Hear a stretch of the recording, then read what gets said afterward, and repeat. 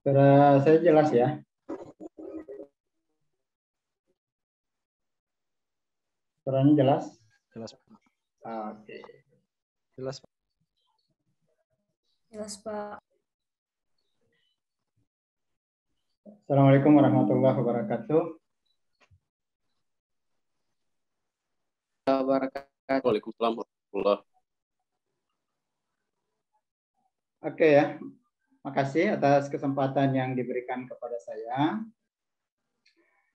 Pada dasarnya terkait dengan materi anti korupsi ini, ya, harus dipahami lebih dulu bahwa di dalam pembelajaran anti korupsi kemarin itu harus diketahui beberapa tujuan pembelajaran. Pembelajaran terkait dengan upaya mengaktualisasikan nilai-nilai dasar anti korupsi dalam memimpin, mengelola dan melaksanakan tugas dalam jabatan. Banyak orang yang mampu menjadi pemimpin, tetapi tidak mampu menjadi pengelola di dalam melaksanakan tugas jabatan. Seseorang dituntut sebagai leadership, ya, dia harus memimpin, tetapi dia harus juga memiliki kemampuan untuk memanage, mengatur gitu. Jadi tidak sebatas punya kemampuan memerintahkan seseorang, tetapi memberi contoh untuk melaksanakan apa yang diperintahkan itu yang paling utama. Kemudian kita ini seharusnya dengan prinsip akuntabilitas, bertanggung jawab, tentu harus menjunjung tinggi nilai amanah. Kalau mohon izin dalam kaidah agama itu apapun yang diberikan oleh Allah kepada kita itu adalah amanah. Diri kita ini adalah amanah. Ilmu ini juga amanah, jabatan amanah, keluarga amanah, rezeki juga amanah. Jadi apapun yang diberikan kepada kita ini adalah amanah. Dan amanah ini harus dijalankan dengan sebaik-baiknya. Nah, terhadap diri kita jujur sama diri kita. Terhadap ilmu, kita jujur. Terhadap keluarga, kita jujur. Tidak lain adalah agar kita tidak menjadi bahagian yang busuk. Kata kasar saya itu busuk karena korupsi itu punya arti busuk sebenarnya. Jadi orang-orang korupsi itu adalah orang-orang busuk. Busuk kepribadiannya, busuk pengabdiannya, busuk di hadapan manusia, apalagi di hadapan Tuhan. Oke. Kemudian di dalam pembelajaran kemarin seharusnya kita sudah mampu menjelaskan dampak dan perilaku dari tindak pidana korupsi. Mampu menjelaskan cara-cara menghindari perilaku dan tindak pidana korupsi. Kemudian juga mampu menjelaskan pembangunan sistem integritas. Kemarin kita sudah bahas bagaimana kesatuan pandangan, pikiran, dan perbuatan seseorang di dalam mengerjakan sesuatu. Kemudian yang paling utama adalah bagaimana kita bisa mengadaptasi nilai-nilai dasar dari anti korupsi bagi kehidupan pribadi, keluarga, masyarakat, dan bangsa kita.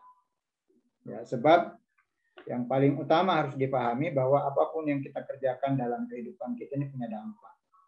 Kebaikan punya dampak. Kalau kaidah agama itu, apabila kamu mengerjakan sesuatu yang baik, maka kebaikan itu kembali sama diri kamu. Dan apabila kamu mengerjakan sesuatu yang buruk, keburukan itu kembali kepada diri kamu. Ya, in ahsantum falaha, wa in sya'altum falaha. Kalau kamu berbuat kebaikan, maka kebaikan itu akan kembali pada diri kamu. Dan apabila kamu berbuat keburukan, maka keburukan itu kembali kepada kamu. Kebaikan itu yang kembali kepada diri kita, itu dampak perilaku. Kalau keburukan yang kita lakukan, maka juga dampak perilaku. Misal kita melakukan korupsi, maka dampak keburukan itu kembali ke dalam diri kita. Mungkin kita kehilangan jati diri, mungkin kita kehilangan rasa kepercayaan diri, mungkin orang-orang tidak akan pernah percaya kita lagi. Ya. Bagus kalau masih levelnya di diri kita, tetapi jangan sampai dijadikan warisan kepada keluarga, keluarga kita kehilangan kepercayaan diri, keluarga kehilangan kepercayaan dari orang-orang lain. Jadi tentu sangat dimungkinkan untuk melakukan kebaikan itu dengan mengawali niat. Saya ingin melakukan kebaikan. Awal dengan niat. Niat untuk melakukan kebaikan. Nah, kalau punya keberanian untuk menolak korupsi, maka diawali dengan niat untuk tidak korupsi. Yang kedua, punya semangat. Yang ketiga, punya komitmen terhadap korupsi yang setengah berjalan dalam kehidupan kita sehari-hari. Nah, saya rasa terkait dengan korupsi itu kita sudah paham kemarin ya. Korupsi itu adalah corruption, rusak, sesuatu yang busuk. Kemudian dalam pandangan aturan jelas ada pelanggaran terhadap nilai aturan. Kalau kita melakukan korupsi pasti ada upaya untuk ya menjebak diri kita dalam tindak pidana. Dan harapan kita ke depan bahwa kita yang mengawali kehidupan ini menjadi lebih baik, berharap keluarga kita, masyarakat kita menjadi masyarakat yang bebas dari korupsi. Saya rasa itu yang bisa saya sampaikan pada kesempatan kali ini.